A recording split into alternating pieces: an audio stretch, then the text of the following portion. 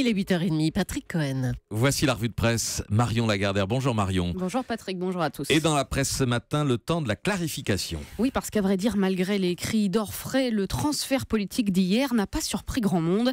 Bruno Roger Petit-Feu, journaliste à Challenge, devient donc porte-parole de l'Élysée et quitte ce que le Parisien appelle son statut d'agent double pour officialiser son coup de foudre pour Macron. Et vos journaux débordent d'ironie grinçante pour qualifier l'affaire.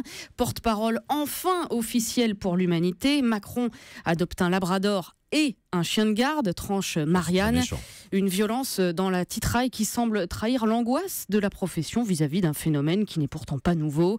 Dans le Figaro, Guillaume Tabar résume « Ce changement de rôle ne peut qu'alimenter le soupçon d'un manque d'indépendance des journalistes ». Certes, c'est la confusion pour Hubert Coudurier dans le Télégramme qui fait le parallèle avec la ribambelle de responsables politiques qui, eux, deviennent chroniqueurs. Denis Daumin, dans la Nouvelle République, parle d'une vaste consanguinité parisienne. Sur le site de Challenge, on fait plus sobre en précisant que l'intéressé n'était qu'éditorialiste invité, l'hebdomadaire qui rappelle qu'en pleine campagne présidentielle, sa SDJ, sa Société des journalistes, avait déjà dénoncé la fréquence bien trop élevée de ses éditos pro-Macron. Mélange des genres ou clarification, le Canard enchaîné dresse lui la liste plus discrète mais tout aussi dérangeante des responsables politiques qui se lancent dans la finance. Il y a François Fillon dont on a appris la semaine dernière qu'il rentrait chez Tikehau Capital, mais il n'est pas le seul, écrit le journal. Luc Châtel, qui fut ministre de l'Éducation nationale, vient de rejoindre la société d'investissement Equio Capital. Édith Cresson, ex-première ministre, devrait bientôt confirmer sa nomination comme administratrice de la financière Marjos, sans compter Jean-Marie Le Guen, ancien secrétaire d'État aux relations avec le Parlement, qui se lance, lui, dans le courtage en assurance des transferts qui, contrairement à celui de Bruno Roger Petit, suscite légèrement moins d'émotions éditoriales. C'est vrai, toujours à l'Élysée, Marion, clarification aussi de la politique étrangère de la France. À la une du Figaro ce matin, Macron fait du terrorisme islamiste l'ennemi numéro 1. Étrange priorité présentée comme nouvelle, là où le lecteur peut y voir la continuité logique du « nous sommes en guerre » du quinquennat précédent. Alors pourquoi une telle précision, une telle insistance ?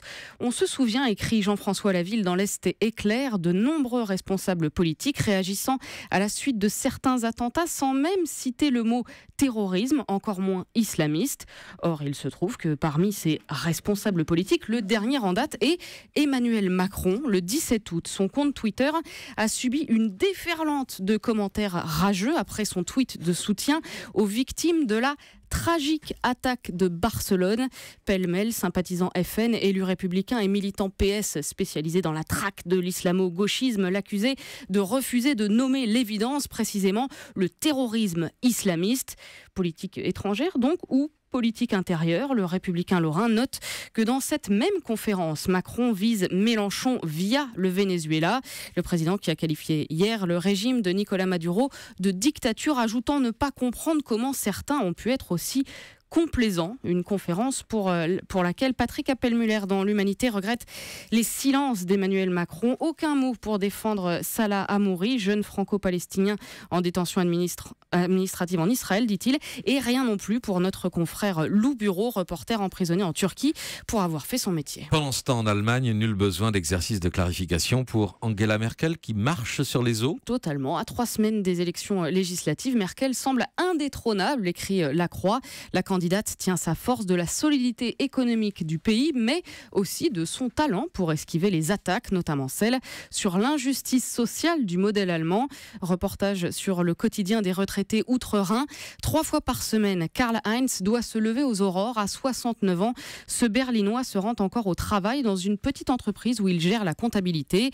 10 heures hebdomadaires pour 450 € par mois. Après une vie de travail, dit-il, je pensais pouvoir me reposer, mais je n'ai pas le choix. Une fois payé son loyer, sa mutuelle et l'électricité, il ne lui reste que 150 € pour vivre, écrit Gwenaël Debout. Comme lui, 11% des retraités allemands sont obligés de travailler, un chiffre qui a doublé en 10 ans. Alors, faut-il copier l'Allemagne? C'est justement le dossier du numéro de septembre d'Alternative économique, le magazine qui explique que, certes, le taux de chômage est plus bas qu'en France, mais le nombre de travailleurs précaires augmente. 9% de salariés pauvres en 2015 contre 6% en France. La faute aux mini-jobs, ces temps partiels peu payés, qui ne donnent droit ni à la retraite ni au chômage. Des contrats qui concernent 7 millions tout de même d'Allemands et qui contribuent à maintenir bas le fameux taux de chômage. De quoi donner un écho étrangement dissonant à cette belle phrase d'Angela Merkel tirée d'une interview publiée ce matin dans Libération. Ce qui m'importe, dit-elle, c'est de donner une forme humaine à la mondialisation. En bref, et toujours au rayon clarification, les ennuis de Bernard Laporte. Oui, interview à lire dans Le Parisien. L'ancien ministre des Sports et président de la Fédération française de rugby tente de se défendre du conflit d'intérêts qui lui est reproché.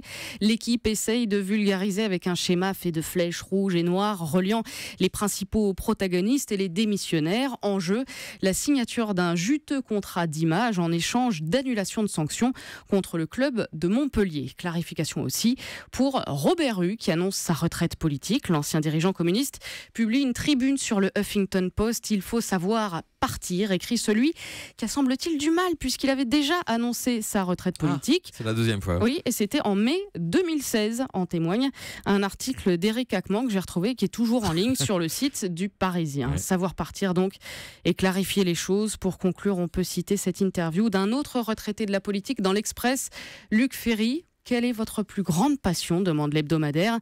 L'amour, répond l'ancien ministre, bien évidemment. On doit apprendre à passer de l'amour-passion à l'amour-action, au choix actif de construire une vie bonne avec ceux que nous aimons. Interview qu'a probablement lu Bruno Roger Petit, qui abandonne un peu tard, mais honnêtement, sa carte de presse pour l'amour de la pensée complexe. Marion Lagardère, merci pour la revue de presse. Europe 1.